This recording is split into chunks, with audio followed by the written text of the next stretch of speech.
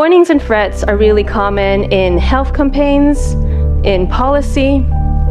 It's because we all share this deep-rooted belief that if you threaten people, if fear is induced, it will get them to act.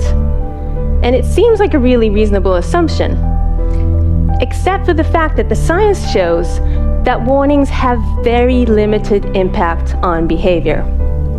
So, graphic images on cigarette packets, for example, do not deter smokers from smoking.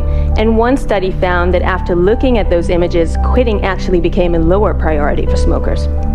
So I'm not saying that warnings and threats never work, but what I'm saying is that on average, they seem to have a very limited impact, and so the question is why?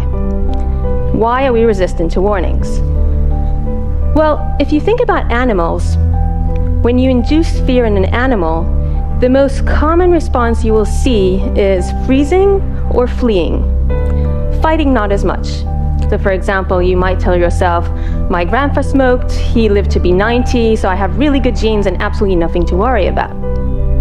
And this process can actually make you feel more resilient than you did before, which is why warnings sometimes have this boomerang effect. And other times, we simply put our head in the ground.